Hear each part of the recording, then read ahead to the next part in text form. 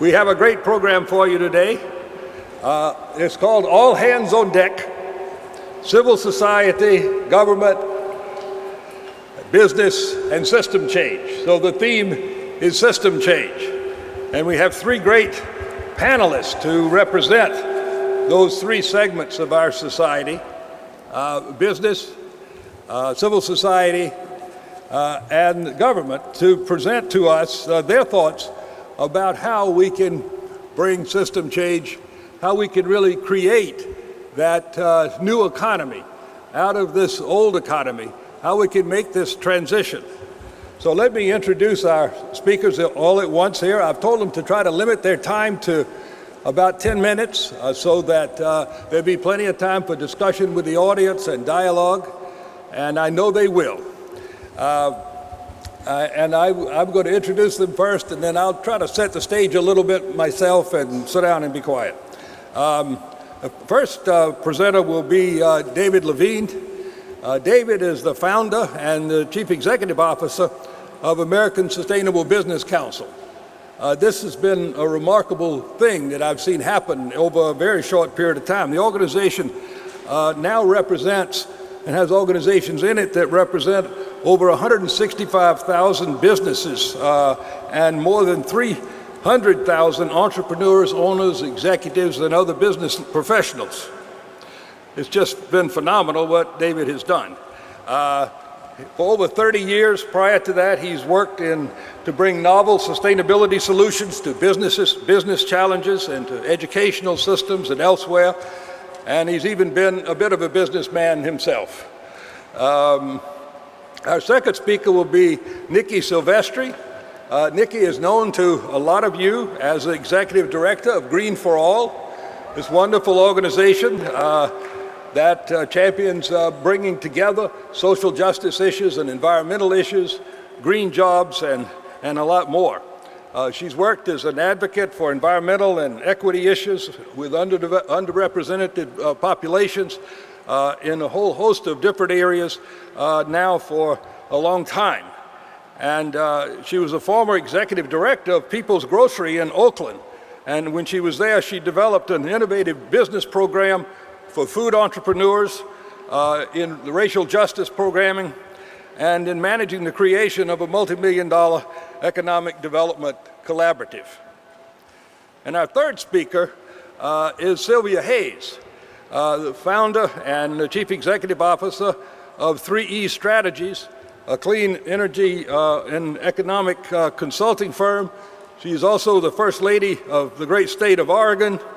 For 23 years, she's been working professionally in sustainable energy, economic development, green jobs, green buildings, sustainable forestry, and agriculture. She co-chaired the effort in Oregon that led to the renewable energy standard, and she's now deeply engaged with her husband and the state in a host of areas that are very important to what we're talking about here, and we'll hear from Sylvia also this afternoon. I want to make a few remarks about how we talk about changing the system. We talk about moving from this new economy to a new economy, from this failing old economy. And I've thought a little bit about what are the forces in our society that might actually drive transformative change. How can system change come to America? And I want to mention, I think there are 8 sort of well springs, 8 areas where driving change can occur. The first is that people, it happens when enough people not only get fed up, but get fed up and see the system as the problem. When we have problems emerging across the whole spectrum of national life and economy, environment, society, politics, it can't be due to small reasons. The reason is that we are in a system that is failing us. And so the first factor is when enough people come to see that the problem is the system. The second driver of change, of course, are crises themselves. And I'm afraid we're fated for more coming at us down the pike. And this climate crisis is a tsunami right offshore. A third driver of change is what I call progressive fusion. We'll see real change when things happen like are happening in this room and in this conference, when the different progressive communities come out of their silos and fuse into one powerful force. We've got to get out of those silos. And there's no group that is more problematic in that regard than my tribe, the environmentalist. The fourth driver of deep change is to have a very powerful, positive vision of the future. And we're forging that here today, and we need to spend a lot more energy on that. You may remember what Victor Hugo said, there's nothing like a dream to create the future, utopia today, flesh and blood tomorrow. The fifth driver of real change is the concrete examples that you are building around this country and around the world. When people look up and see the better world happening, that's the biggest inspiration we can give people. That's the biggest driver of change that we can create for people. To bring the future into the present, principally in our communities and in our states, where we still can do these things today. The sixth driver of transformative change is, of course, transformative leadership. When we have a crisis, it hopefully will occur in a time of transformative leadership, and where there's a powerful narrative, a story that makes sense of what's going on around us. Bill Moyer said, America needs a different story. So let me tell you what I think up front, he said. The leaders and thinkers and activists who honestly tell that story and speak passionately of the moral and religious values it puts in play will be the first political generation since the New Deal to win power back for the people. The seventh force, the seventh driver of deep change can be when we finally come together and start driving a movement for pro-democracy reform in our country. Getting the kind of changes that some of us have been discussing here that will return power to the people, that will reverse the ascendancy of money power over people power. And the last force for change, I think, is when we build together the most powerful grassroots movement this country has ever seen. And we see a rebirth, as we are seeing now, I think, of activism, of protest, of direct action, of civil disobedience. So when those forces come together, we're going to see in America the kind of deep transformative change that can lead us. Eventually, we will wake up one day and look around and say, by gosh, we now live in a new system of political economy. Thank you.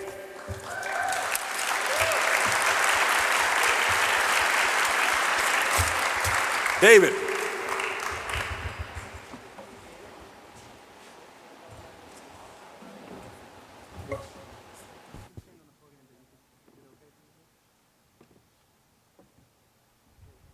Newplan, is that, if it's on? Yeah, it's on. We're good to go. Thank you. Thanks, Gus. And see, this is the problem then. All right. So, real pleasure to be here this afternoon and to sit as a part of this panel. And my role was to really begin to bring the voice and the stories of the role of business in creating systemic change.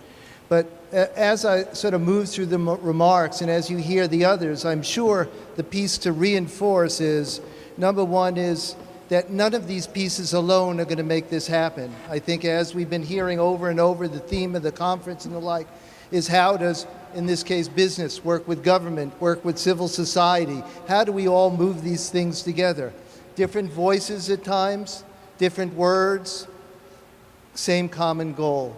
Same vision of building a new economy, a more just, vibrant, and sustainable economy. And in that also is that, as has been said, if it's inclusive, then as you hear the remarks, think about your piece. What moves you? What's your passion in all this? And how we can work together to bring that forward. Because as we heard, it's the uniqueness of each of your own contributions in that broad diversity that gives us the power to move this all forward. So now to the business frame in this. You know, about 35 years ago, the only frame that people had for understanding responsible business was Ben and Jerry's and the Body Shop. Yeah, that was it. It was like that's all you heard. There's this thing, socially responsible business. Those were the companies that they talked about. But now the businesses that are in the business organizations that are working to create a new economy comes in so many different shapes and forms, geographies, sectors. And these companies that have emerged and the business organizations that they're a part of cover the gamut of micro enterprise, social enterprise, green, sustainable, triple bottom line, women's-led organizations, Main Street, local living economies, community-rooted, economic development organizations, investor and business incubators. Many forms in fashion to what business now is and what enterprise is, all based on a different set of values, yeah? There are strong and growing movements at the local level, at the state level, at the national level, and all looking for the new solutions and the role that business can play in their communities in the world.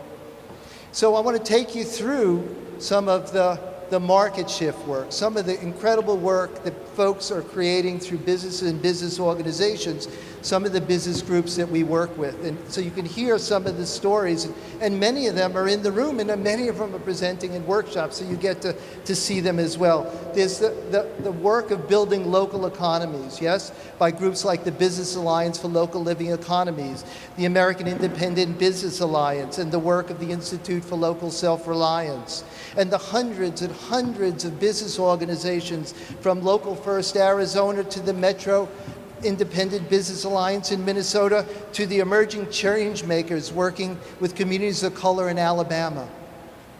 There's the innovative work of the Northwest Atlantic Marine Alliance building new models and policies for sustainable fisheries. The work of the National Latino Farmers and Ranchers on building sustainable agricultural movement through the emergence of new Latino farmers.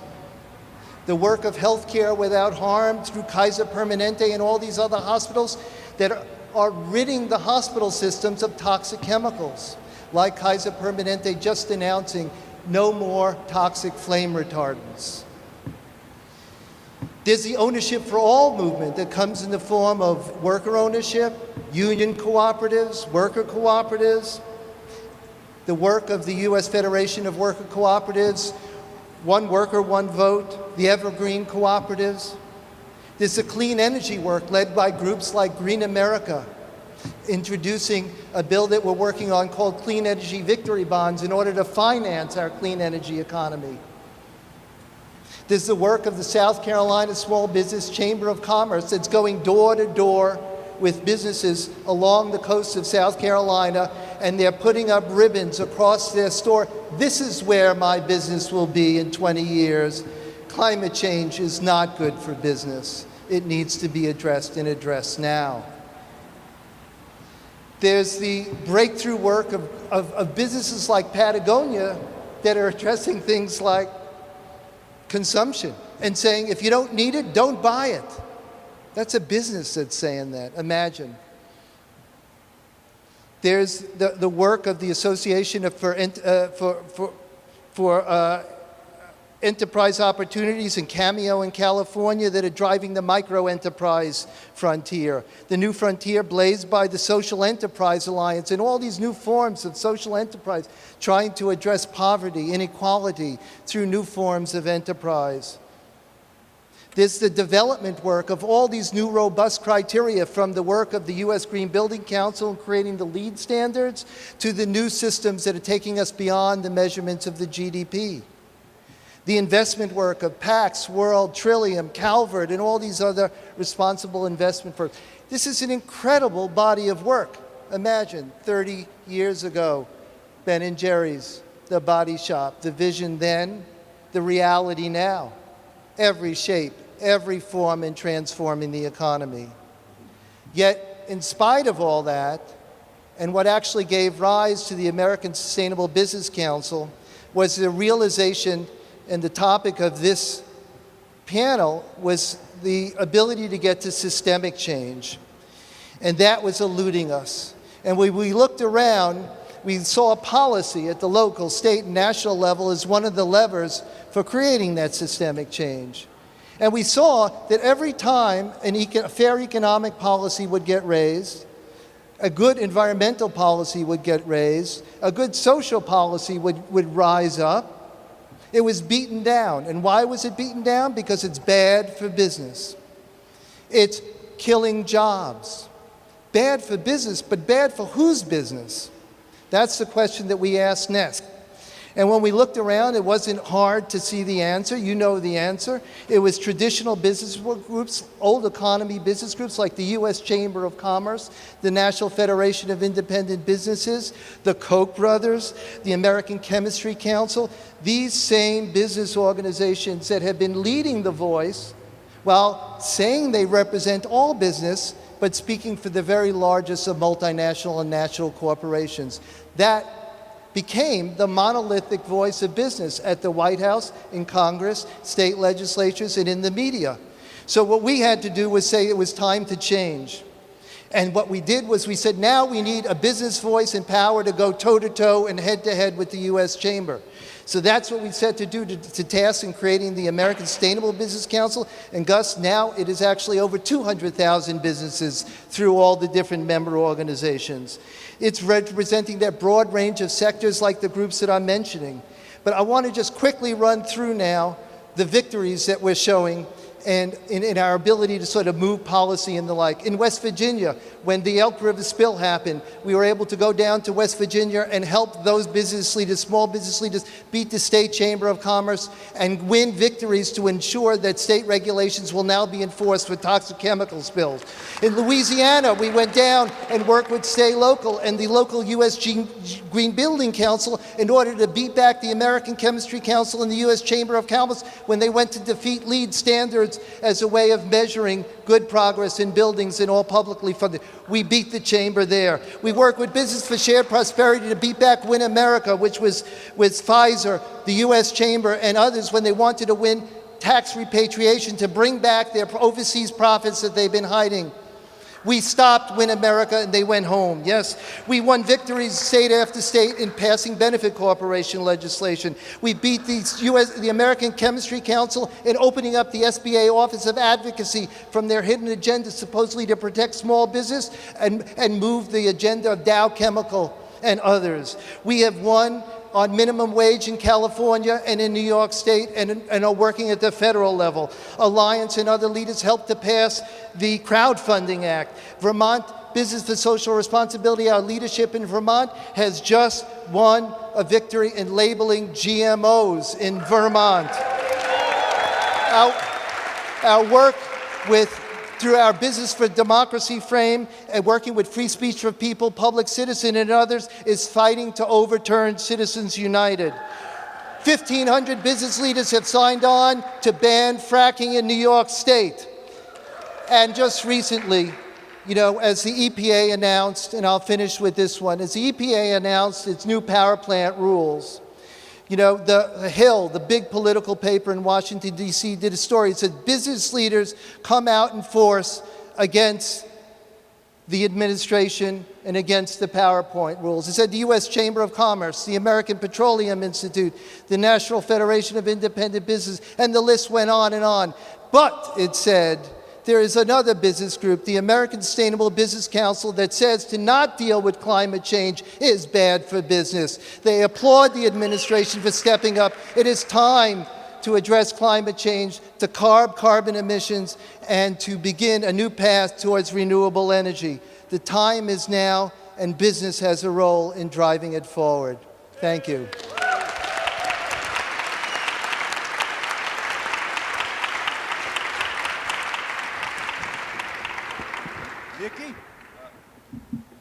Nicky, we are either sitting in our seats or taking the podium. I'm going to stay right here. Good. I think. Can you all see me? No? Okay. I will go to the podium. I'm a little person, so a lot of times I like to stay in my seat, but I wore my heels today, so hopefully you'll be able to see me. This okay? Okay, good. Is everybody awake out there? How about this? Can you stand up? Stand up for me.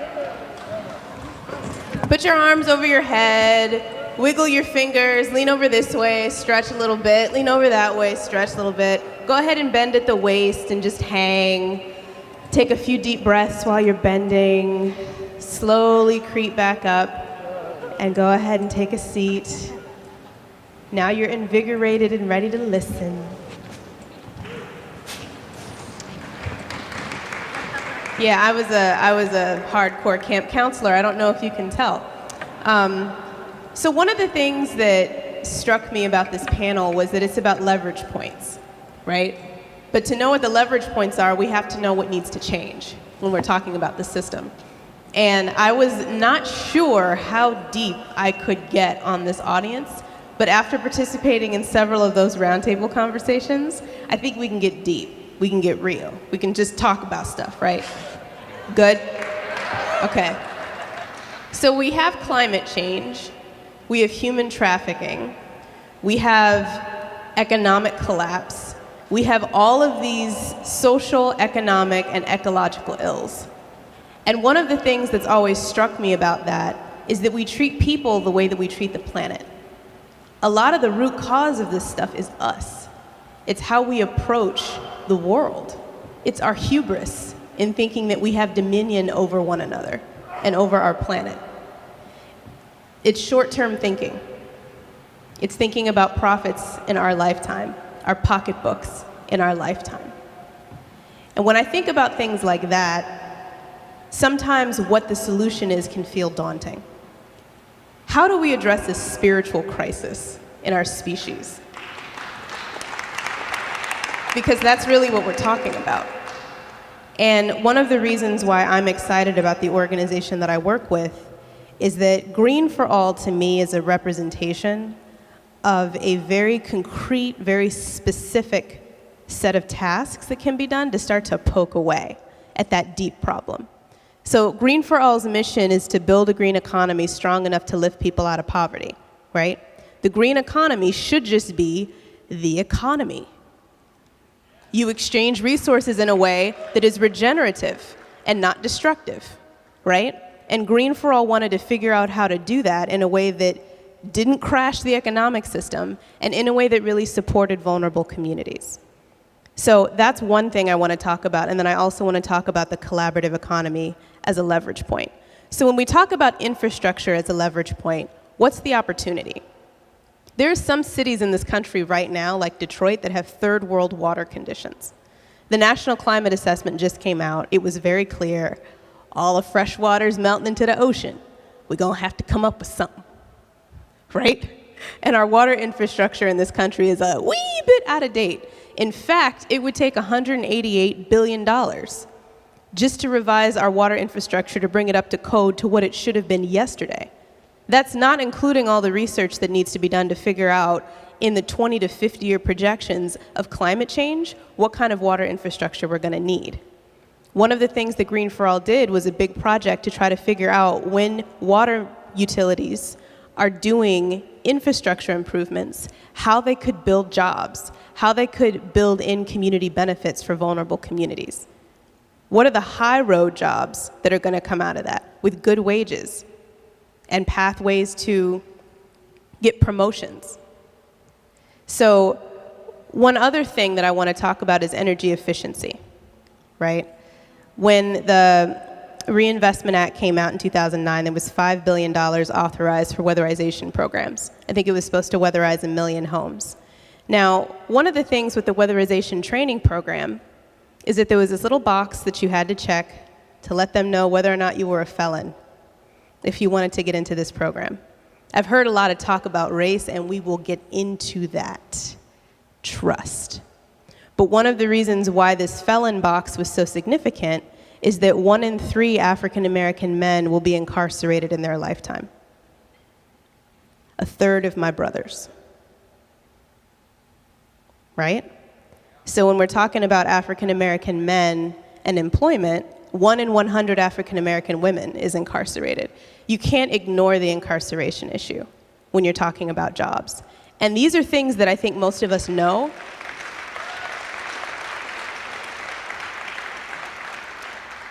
These are things that I think most of us know, And Green for All wants to ask the question, what would it take for the federal government to take away that felon box for the weatherization program? And after hacking and hacking and hacking and hacking in the state of Oregon, actually, we did. There's no felon box. There was no felon box for that program. So when we talk about infrastructure, that is a leverage point that will then start to form a conversation about why infrastructure is so bad in low-income communities, why low-income communities are so predominantly people of color. Now, we're going to out ourselves real quick. Who read all 17 pages of that Case for Reparations article in The Atlantic? Holla. All right. Who glanced at it but did not get through all 17 pages? Who doesn't know what I'm talking about? Okay, so The Atlantic released an article a few weeks ago. The title was The Case for Reparations.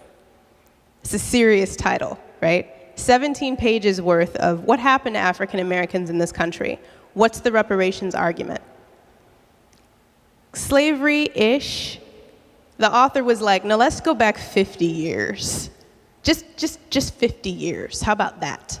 Looking mostly at housing.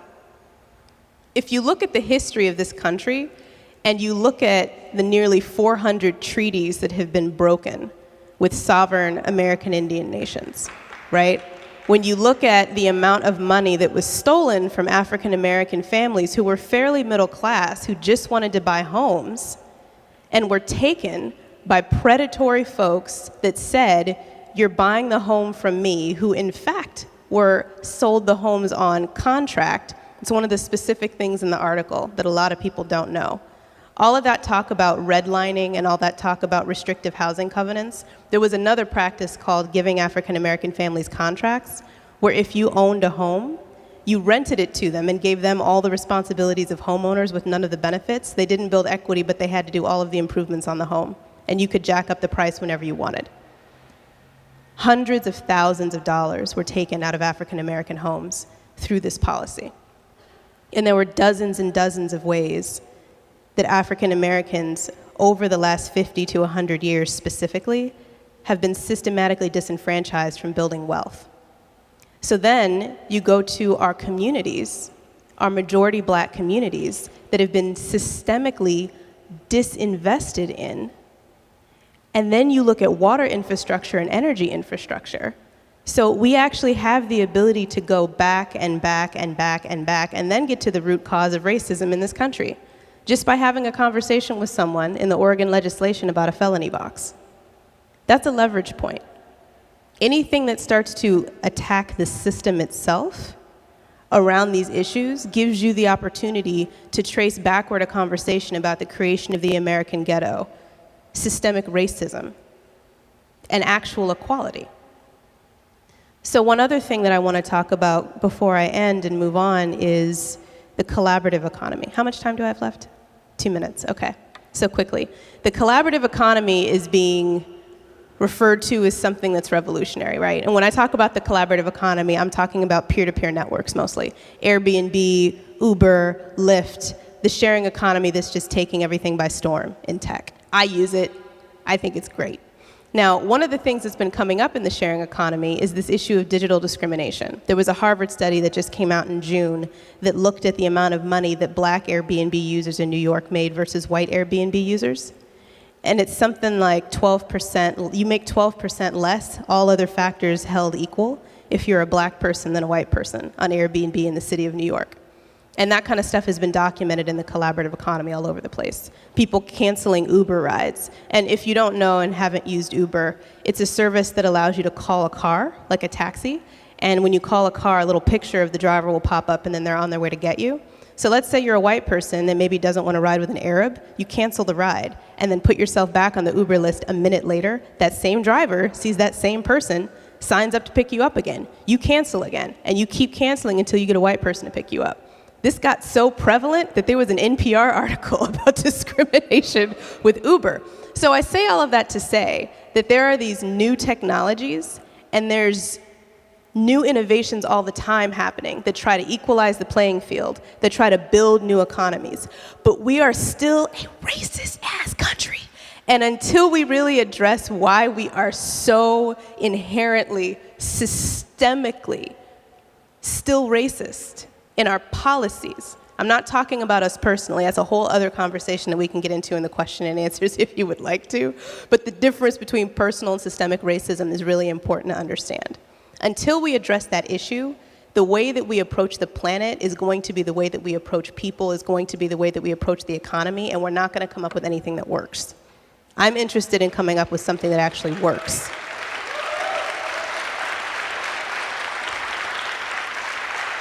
So the last thing that I'm going to say, to wrap it up, is that this is my civil disobedience plug.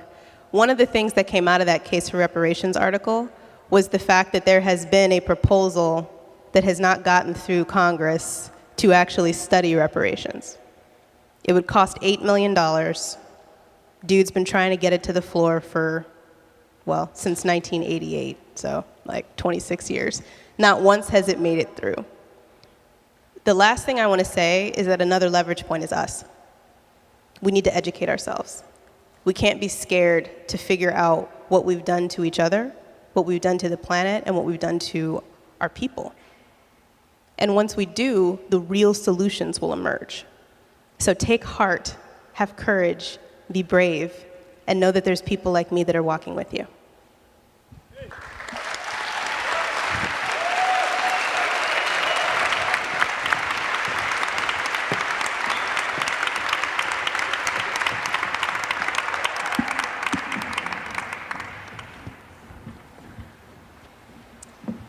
Well, thank you, everybody. I love the topic of this panel because I think it's absolutely essential that all the sectors, business, government, not-for-profit, faith, figure out our niches in this new clean economy ecosystem.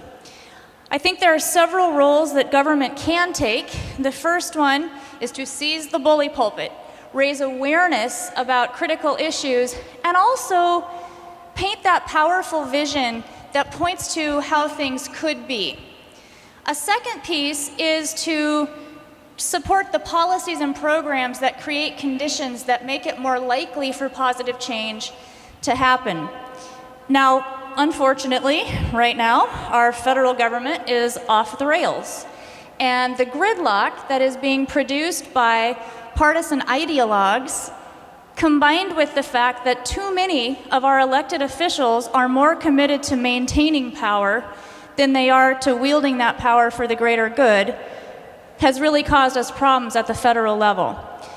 This is one of the biggest reasons that John decided to run for governor, having been a two-term governor before and knowing what that involved, and why I decided to jump into this truly bizarre position of First Lady.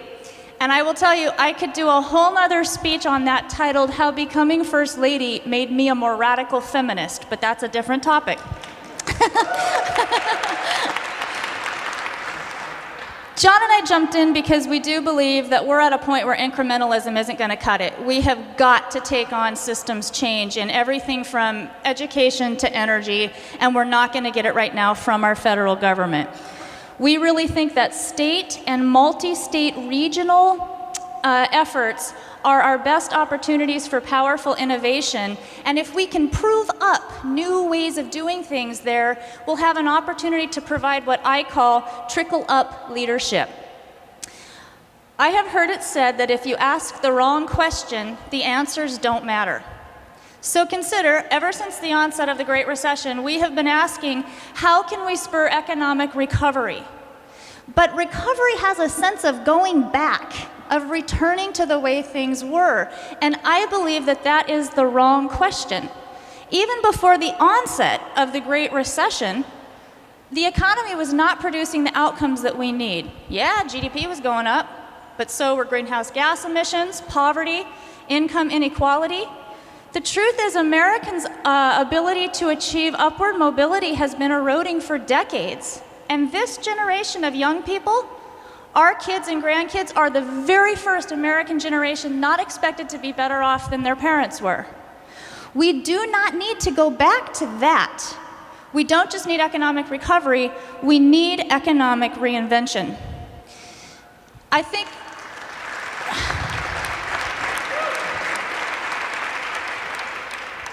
it should raise alarm bells, and I'm sure it does in this room, that the only time we see a downward dip in deforestation or pollution or greenhouse gas emissions is when the economy goes into recession.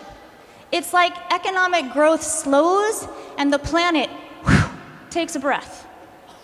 So in Oregon, John and I are starting a different conversation. We're asking the question, does it really make sense to have an economic model that requires continuously escalating consumption of natural resources on a planet of finite natural resources?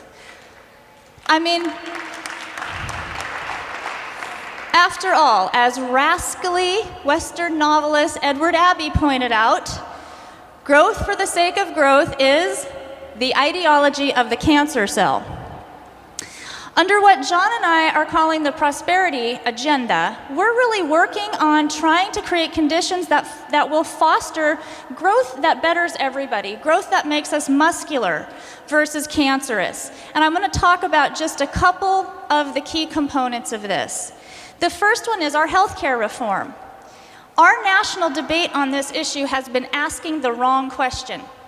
All of the push has been to get additional people insured, and that is important. But we're failing to ask, insured for what? What should the healthcare system look like? And as a result, we're getting more and more people covered under a healthcare system that is ridiculously expensive and is producing health outcomes that are only marginally better than Cuba's.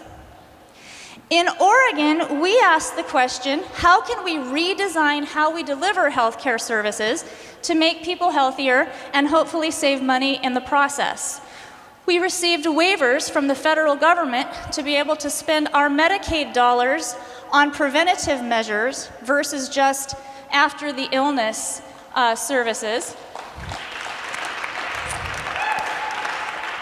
And we have created a whole new sector of the workforce. They're community care workers, and they take a proactive approach to working with people in their homes, in the community, to improve their well-being and keep them out of the hospitals, particularly the emergency rooms. It's early, but I can tell you that the numbers we have so far, for every dollar we have so far invested in community care workers, we've saved between $2.50 and $4.50. Another effort that I am super excited about and very personally involved in is the Pacific Coast Collaborative. This is a joint effort of the governors of California, Oregon, Washington, and the Premier of British Columbia.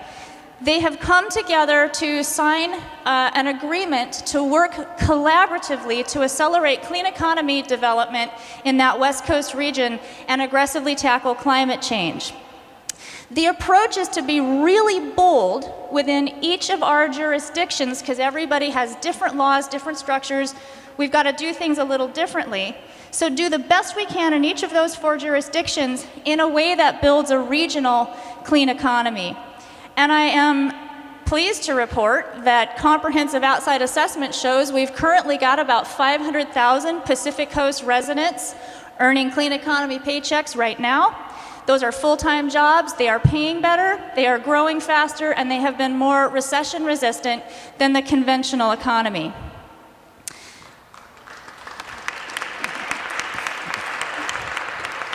I just say when you put California, Oregon, Washington, and British Columbia together, we're the 5th largest economy in the world. You pull British Columbia, British Columbia, Washington, Oregon off, we're probably still pretty close to 5th. But if we added some of your states, maybe we could get to 4th. Another piece of the prosperity agenda that was mentioned earlier is our shift to measuring what matters.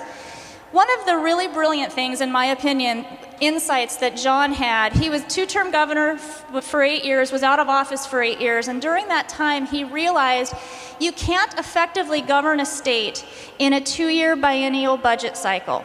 For instance, you cannot see the return on investment for things like early learning programs or programs that support low-income, at-risk families. But when you go out 5, 6, 7 years, That's an ROI of many, many dollars to one.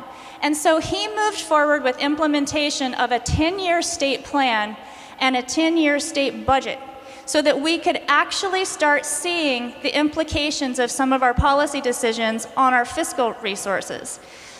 Meanwhile and prior, I have been part of the movement to move beyond gross domestic product as a way of measuring success for almost 20 years.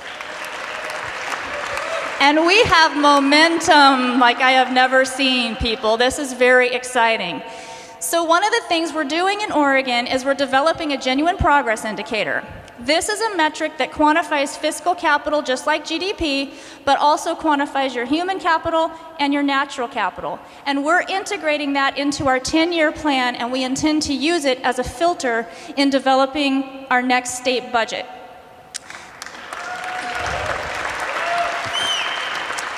I'm super excited about that one. And there are a number of states doing this, and if you want more, this is a shameless plug, but if you want to know more about that, you should come to the Beyond GDP workshop tomorrow where we'll be talking about that. The final thing that I want to talk about is our direct focus in Oregon on poverty.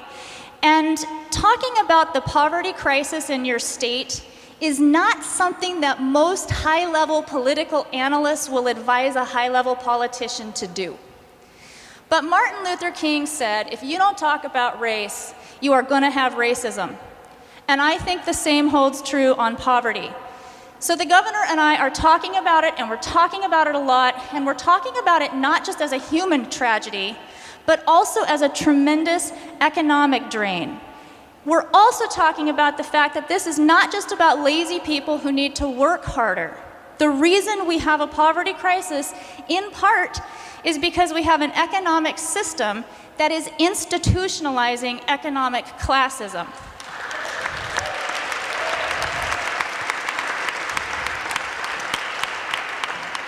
I am thrilled to report, and I can't tell you how helpful this has been.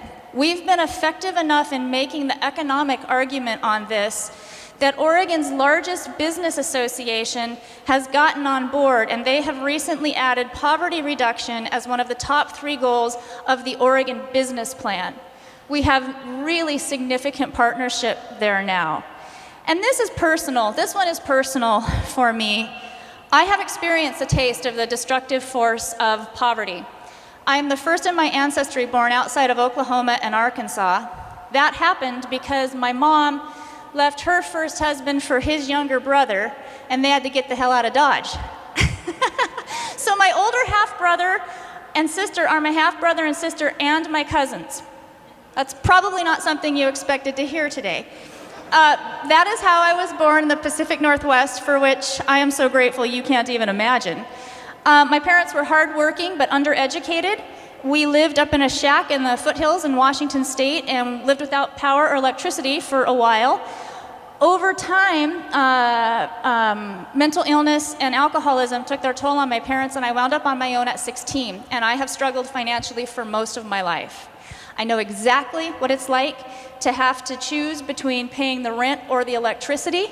I know what it's like to put off going to the doctor because you got to have that last little bit of gas money to get back and forth to work in between paychecks. I also know that if I hadn't had help, both from caring individuals and from effective systems, I would not have been able to go on to become a first-generation college graduate and be living the life I'm living today.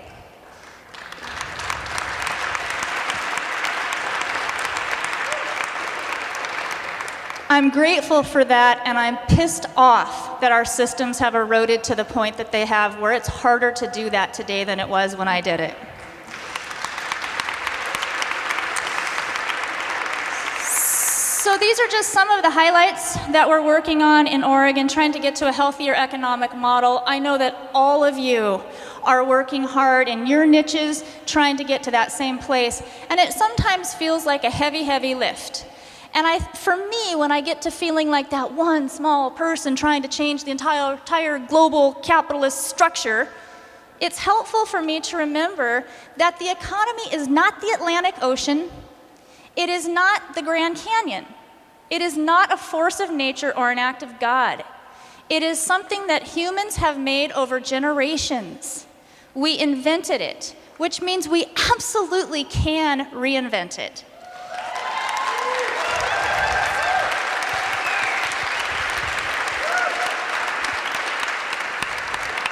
And you all are doing that. There are so many examples of the new economy being put into action. This is absolutely the time to lean in to making this a true movement, because we are right, we are necessary, and we are powerful. Thank you.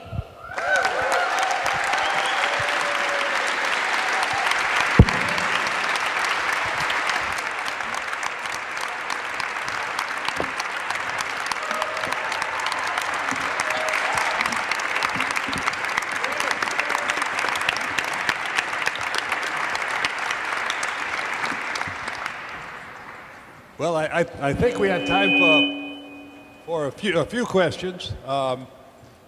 And I don't know where the mics are or how long our minders are going to let us have.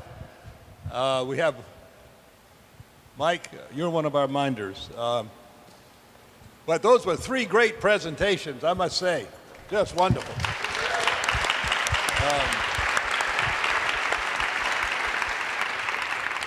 I'm waiting for, oh, here we are. Thank you. I hope you'll let us know if John's running for president. One of the reasons he's so effective is he aspires to no higher office. We need more of that.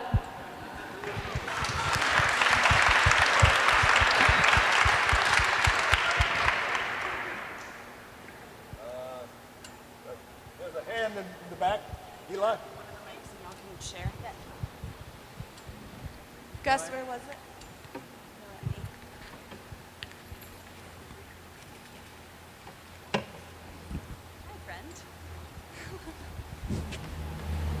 Hi. My question is for the American Sustainable Business Council. I would like to know if you guys are thinking about introducing the idea of business succession to your members, and specifically the idea of selling businesses to employees or to community-owned enterprises, because I think that that would be an awesome, awesome opportunity. And if you're thinking about it, I'd love to work with you on it. Right. So what the role that we could, there's the incredible work that so many worker ownership and, as we talked about, union cooperatives, worker cooperatives and the like are doing. So the role that we are actually playing is in working with some of the leadership of all those organizations to convene them all together. Because this is about how we change ownership in America. And they're each different strategies within this larger frame. So what we're trying to do is within the next couple of months get to a convening where we gather all those different organizations together and look at what are the strategic leverage points to actually drive, whether at a state level, here are the 3 states we need to move, and here's the policies that we can all get behind. Right? And build that sort of collaboration that'll give us the aggregated power that we need to drive the worker ownership and the transformation around, you know, what business looks like and the relationship of employees to ownership. Yeah? So I think there's an opening there to actually build that greater power by collaborating together. There was a hand back here. Is that over here, this gentleman? I can't see it. Oh.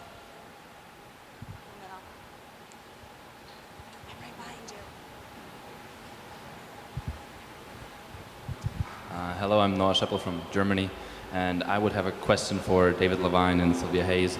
I'm working for the Economy for the Common Good, which is a movement of 1,600 companies all around the world that try to redefine economic progress and try to develop a tool to measure the impact of on the common good of a company. And the whole issue of rethinking economic theory and discussing and learning about sustainable and ethical economic practices is an issue that we're all concerned about, and therefore I would invite you and ask you what you think about the Economy for the Common Good and such initiatives, how far you see that these movements could work together with your organizations. So what I would just offer is sometimes we've been invited to sit at the United Nations and some of these other gatherings, and what you see is, as in the United States, the U.S. Chamber shows up, the same corporations show up at the international gatherings. So Dow, DuPont, the International Chamber of Commerce. So the small and medium-sized businesses are missing. The responsible businesses are missing. So the idea, the only way this works, which is the way we're trying to build it in this country, is by co-joining all the movements. There's folks here in Canada that are looking to start their own business council, right, to drive that. This needs to happen all over the world, and then we need to connect, because that's the way the economy should look, right? From the ground up, connected across localities to regions, as you're talking about, and then into the national, and then across borders. That's the way it begins to look, but it's by realigning these new sets of businesses that we're going to get there, yeah? I would just add that I am more hopeful about this than I have ever been. I've been working on it for 20 years. We have a momentum around this that is incredible. I think the Great Recession was the opportunity we needed, and the fact that it was global, because people are sensing, they're sensing that something's flawed here. And I will say, your country has been a tremendous leader on this issue, Germany. There are a number of us here, and even in the audience, who've been part of an international team who have done work in Brazil and Bhutan and here in Boston, funded by the government of Germany, because their interest is so strong in trying to come up with a more effective metric for success. And the GPI, by the way, just got attacked in Forbes magazine a couple days ago. That's awesome. First they fear you, then they attack you, then they follow you.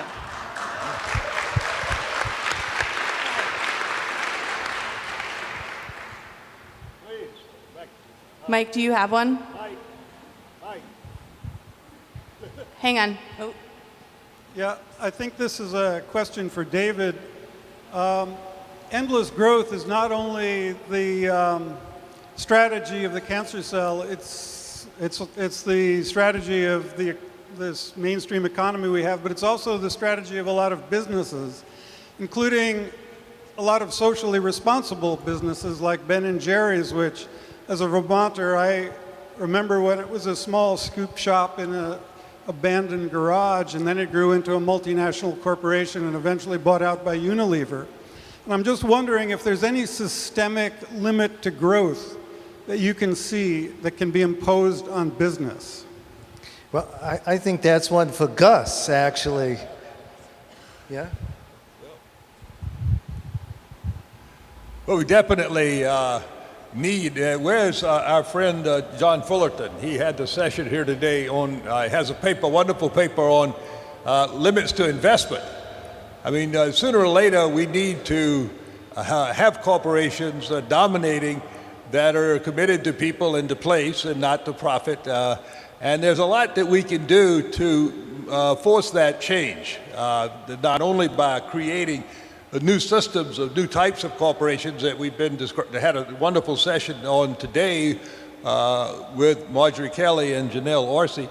But there are a lot of things that can be done to rein in the giant corporations as well, like national charters, like bringing more corporations under a type of regime that resembles public utility regulation. And in the essence, what we really need in the end is to have far more democratic control over the investment decisions in our society. Right now, it's the banks that are making the investment decisions. The whole approach to investment is financial return. We need to move to a system where we're financing democratically determined priorities with an eye to social and environmental returns. And that's going to take a huge change and a huge fight. We just got to launch that fight and pursue it. But really, there's sort of two theories. There's some who think that we have got to, in a way, build only from the bottom up, from smaller entities and different new corporation types, and not to worry too much about the big corporations because they're sort of hopeless and there's not much we can do. I actually think it's more of a pincer movement. We've got to go at it from both sides.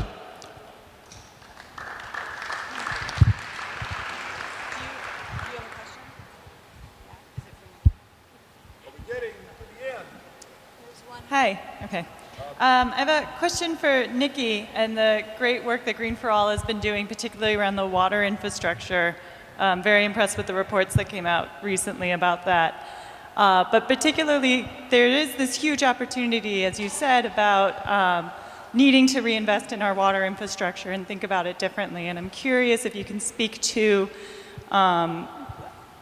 the parallel trend of public-private partnerships and privatization of our infrastructure, and just how can we do these investments and make sure that we get maintain public ownership of these assets, and that we can keep the kind of wealth and investment in our communities. I would say it goes back to that message of be brave. There was a bill, I think, on the books in California that prevented counties, I think, it was complicated, I'm trying to remember it correctly, from generating their own power. And I think the people behind it who were opposed to it obviously were Pacific Gas and Electric, right? And no one was thinking about it when Pacific Gas and Electric put all their money into preventing it from happening. So now the County of Alameda is doing a study to try to figure out whether or not they can generate their own power and be off the grid. And they wouldn't have if PG&E hadn't thrown all the money at it. So I think that there's a conversation in certain counties, in certain states, in certain cities about what it would take for city municipalities specifically to take back some of their ownership of their infrastructure, and what it would take for states to take back the ownership of their infrastructure.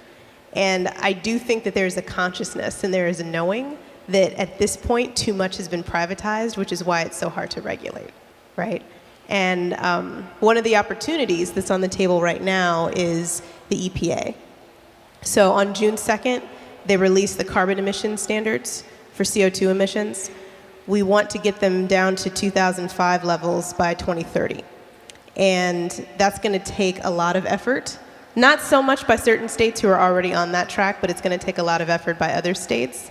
And there's a conversation right now, state by state, about how each individual state's going to meet that requirement.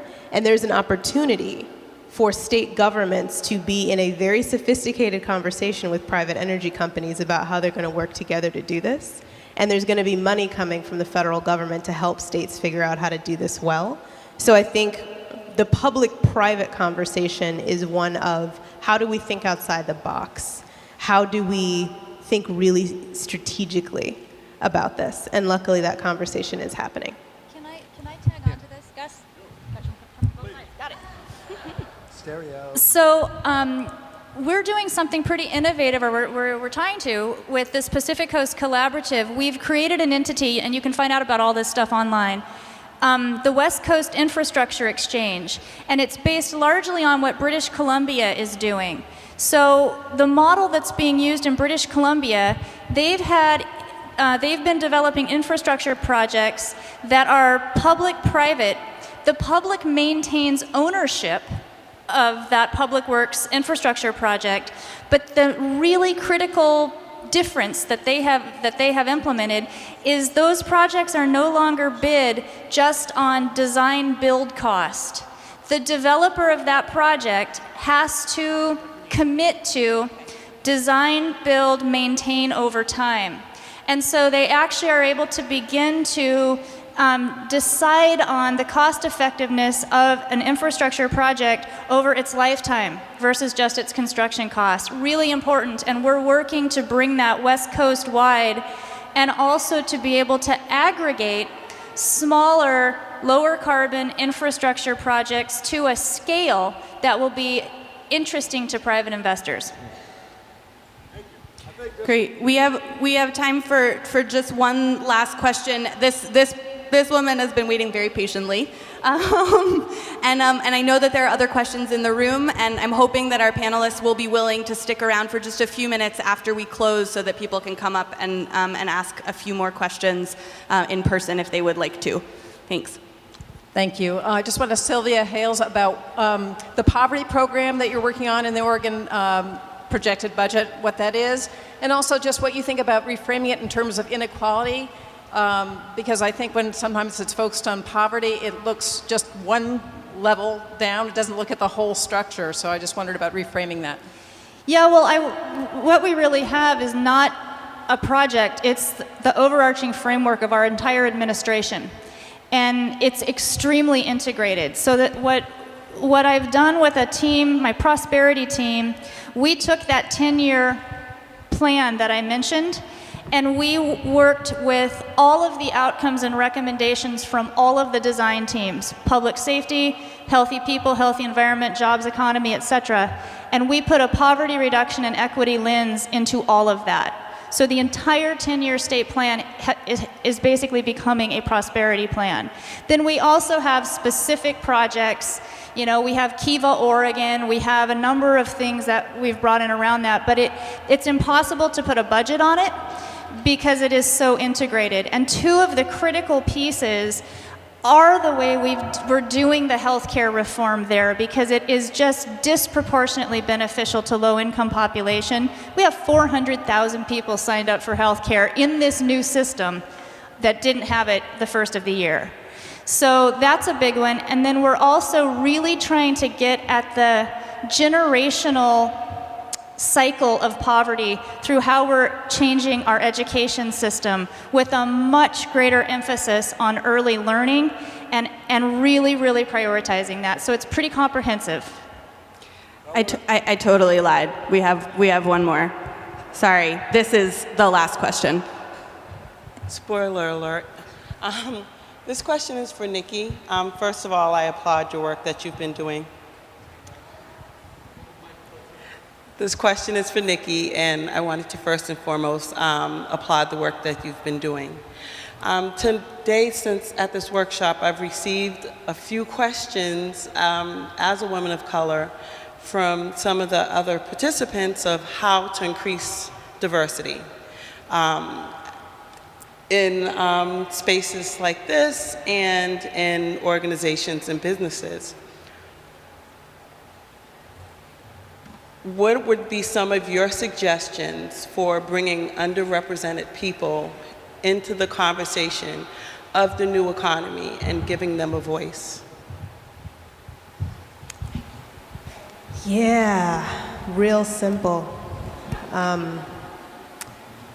The hard part about that question is that the answer is actually pretty simple in my mind, and it's the hardest thing in the world, right? Which is create a conversation in context, in tone, and in execution that addresses our needs. That's actually it. But when it comes to context, those of us that know what it's like to be the only spots of color in the room know that that's a monkey on our back that we carry all the time, usually. That's not a safe or comfortable context for us to exist in, no matter how properly we speak and no matter what background we come from. It's just hard. When it comes to creating the content for that space, all of that conversation that I just had about reparations and about studying it and about black men in prison, my foster brother was murdered when I was 15. Most of my cousins have been in and out of prison. They're all brilliant. And had they had certain opportunities that other people had, they wouldn't be in the situations that they're in. And I carry that. That's actual pain. So there's a level of emotional and social intelligence that's required to actually deal with post-traumatic stress from being a historically oppressed person that I don't think most professional spaces actually cater to. And so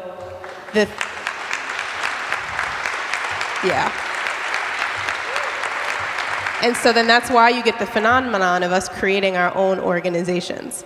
Because then if someone breaks down in the staff meeting because their son was just murdered, or their best friend's son was just murdered, or they're that one middle-class person in their family who sees their entire family going through it because they're all still in the hood and couldn't get out or get better or get right, we're going to hold them and we're going to understand. But talking about that and being that in this space is not going to be comfortable unless it's created for that. So one of the things that I think about a lot, and this one's just a question, I think. I don't have an answer for this. But if someone isn't coming to the table as an equal, can there truly be a multicultural space? Our communities of color have been so historically slammed and stolen from that we almost never come to the table equal. Never. So we always feel like we're at a disadvantage when we're at these tables, or we have to fight for everything we have, or we have to be twice as good to get just as far.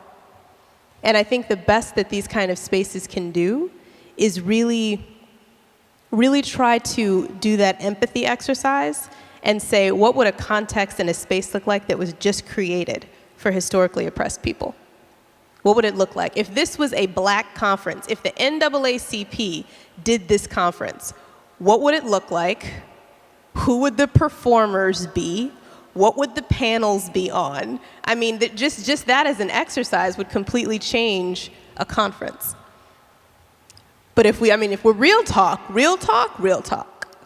pay for the reparations study, right? Figure out what it's going to take to not break treaties with sovereign nations that exist inside this country anymore. Like, that's the work. But before we get there, we can start with the right context and the right content.